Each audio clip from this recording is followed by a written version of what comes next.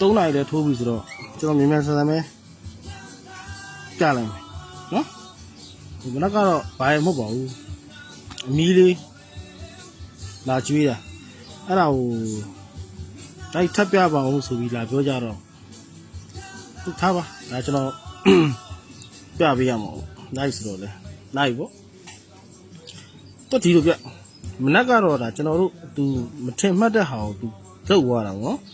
ကျွန်တော်တို့ကဒီလိုမျိုး9-3လုံးဒီလိုဖြစ်တယ်အဲ့တော့ဒီထက်ကတစ်ခွက်ကိုကျွန်တော်တို့ကဒါဒီမှာပြန်ကြမယ်လို့ဒါကျွန်တော်တို့ကမှတ်ထားပြီးသားဒါပေမဲ့သူကဒီတင်ငါးကိုသူတင်ငါးကြီးကောက်ချလိုက်တယ်ဗျာနော်ကျွန်တော်တို့ကဒီ9-3အပါနဲ့1-6 break ကိုထိုးတာဒါပေမဲ့ဒါမနက်ကဒီ server လေးပေါ့နော်ဒါကျွန်တော်ဒီကနန်းနေကြိုက်တယ်ဒီကနန်းနေကြိုက်တယ်ဗျာဒီကြိုက်တယ်တော့အမှန်ချစ်အောင်ဒါပေမဲ့ကိုမချစ်ခဲ့တဲ့တစ်ခွက်ကဒီ9-1-5ဆိုဒီကနန်းကိုကျွန်တော်မချစ်ခဲ့ဘူးနော်အဲ့တော့သူပြောချင်တာကသူကဒီလိုမျိုးကြီး1-5-1-5ဆိုပြီးသူကမထင်မှတ်တဲ့ကိစ္စကြီးကိုလုပ်သွားတာကျွန်တော်တို့ကဒီမှာကြာနေတဲ့ကနန်းကသူကဒီ9-3ညအပါနဲ့ဒီ9 break ပေါ့ဗျာကျွန်တော်ပြောချင်တာတကယ်တော့ဒီ9-3ညအပါနဲ့ဒီ9-3-9-6ဆိုတဲ့ဒီ3-5 break ပေါ့ဒီမှာသူကကြာ9-3ညအပါနဲ့နော်ဒါပေမဲ့သူကဒီမှာ1ခွန်အပါနဲ့6 break ကိုသူကဒီမှာတင်9လို့ပေးတယ်နော်သူကတင်9လို့ဒီမှာသူကပေးတယ်ညနေဘက်မှာပဲသူကခွန်6ဆိုပြီးသူကထပ်ပေးတယ်ပေါ့ဗျာကျွန်တော်ဆိုလို့ကျွန်တော်အဲ့ပင်လေးကိုပဲကျွန်တော်ဆောင်းရမ်းတော့အရင်တော့ကြာနေတာအဲ့တော့ဒီမှာသူကဒီလိုမျိုး169သူတို့ဖြစ်ပြီးသွားပြီဆိုရင်သူကဒီ9-3အပါနဲ့ဒီ1-6 break ကိုသူကထွက်အောင်အဲ့မှာကျွန်တော်ဘာလို့သွားမြင်လိုက်လဲသူကတနေ့ကိုမှသူကဒီပါဝါကြတယ်နော်ပြောချင်တာဒီ9-3ညအပါနဲ့ပါဝါသူကစင်းတယ်နော်ဒီ1ခွန်အပါနဲ့တော့ခွန်6ညီကိုစင်းတယ်အဲ့တော့ကျွန်တော်ကလည်းဒီ9-3ကိုဒီ9-3အပါနဲ့ကျွန်တော်စိတ်ထဲမှာဟို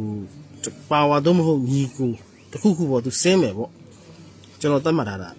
ပေမဲ့သူကဒီမှာကျတော့ဒီ break ပြန်ဆင်းသွားတယ်ဒီမှာကျတော့ဒီ break ကို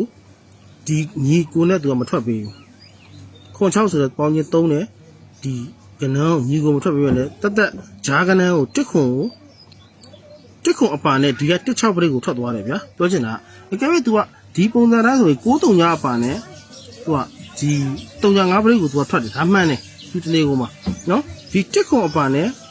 6 break ကိုသူထွက်တယ်အဲ့တော့1-5မှန်တယ်အဲ့တော့ဒီမှာလဲသူက9-3အပါနဲ့1-6 break ကိုသူထွက်တော့ဒါသူမှန်တယ်လို့သူပြောရမယ်နော်အဲ့တော့သူမှန်တယ်ဆိုတော့ဒီမှာကြာနေတဲ့ကဏ္ဍတွေသူက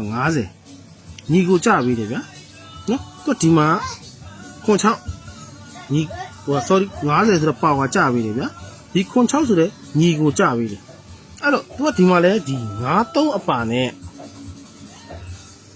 ချမှာလားတော့9-3အပါနဲ့ပါဝါလားညီကိုလားလက်ခတ်လားသူကဒါမျိုးချမယ်နော်အဲ့တော့ညနေ9-3ပဲထိုးရမလားဒါမှမဟုတ်9-3အပါနဲ့ပါဝါလက်ခတ်ညီကိုပဲထိုးရမလား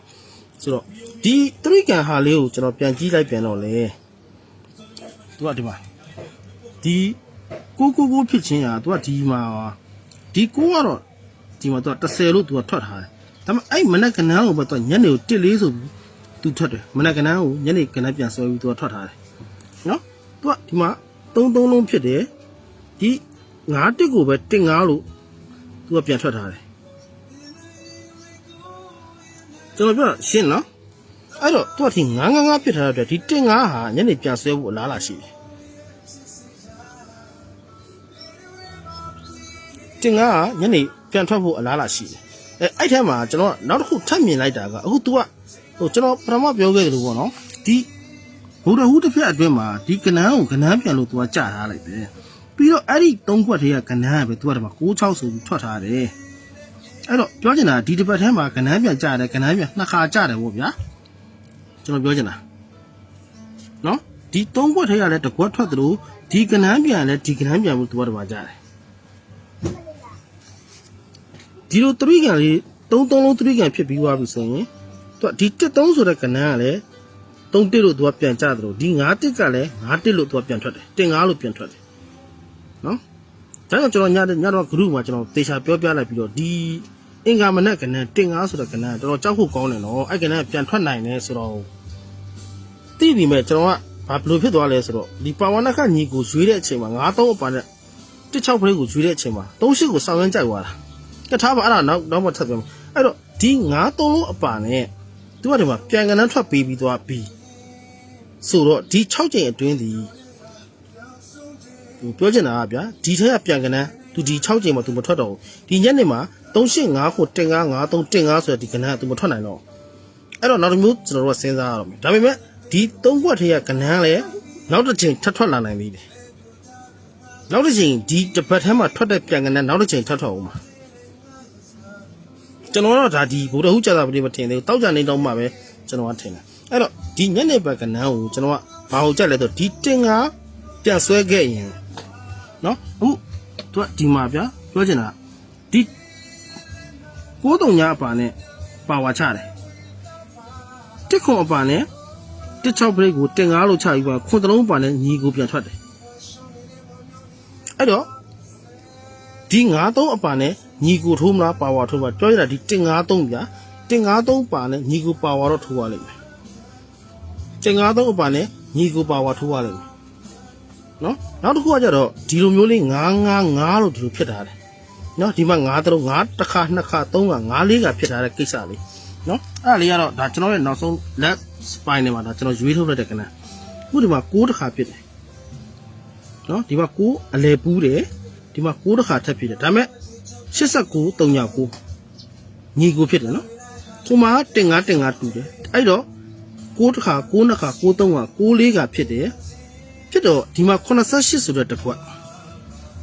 အဲ့တော့ဒီ9ဖြစ်တဲ့အတွက်အဲ့9ကညနေကိုသူလုံးဝမသုံးတော့ဘူးမသုံးတော့ဘဲနဲ့ဒီကြံခဲ့တဲ့8နဲ့9နဲ့ကိုသူညီကိုဖြစ်ထွက်တယ်ခွန်8ဆိုပြီးတော့ကျွန်တော်ပြောချင်တာဒီ8နဲ့9နဲ့ကြံခဲ့တော့ညီကိုဖြစ်ထွက်တယ်နော်အဲ့တော့ကျွန်တော်ဆိုလိုချင်တဲ့သဘောကဒီမှာ9တစ်ခါ9နှစ်ခါ9-3ခါ9-4ခါကြားလိုက်တဲ့အတွက်ဒီ9စီညနေပယ်လို့ရတယ်အဲ့တော့ကြံခဲ့တဲ့ကဏ္ဍစီ1-3အပါညီအကိုကျွန်တော်ညနေထိုးမှာ1-3အပါညီကိုပဲကျွန်တော်ထိုးမှာကျွန်တော်လုံးဝမထိုးဘူးကျွန်တော်နော်အဲ့တော့ဒီမှာရေးပေးလိုက်မယ်ဗျာ1-3ညီကိုပါဝါအဲ့တော့ထိုးရမယ့်ကဏ္ဍက10 16 34 32 38ဒီမှာ1-3ပါညီကိုပါဝါနော်ဒီဟာပဲဒီညနေကျွန်တော်ထိုးမှာဘယ်ဟာတစ်ခွက်ကောင်းလဲလို့ပြောဖို့ရကြတော့ဘယ်လိုပြောရမလဲဘယ်လိုပြောလို့ပြောရမှမသိဘူးပြအဲ့ဒီတစ်ခွက်ကောင်းကြတော့လေကျွန်တော်ကြိုက်တာတော့ဒီ10ပဲကျွန်တော်ကြိုက်တယ်ဒီ10ပဲကျွန်တော်ကြိုက်တယ်ဒီညနေ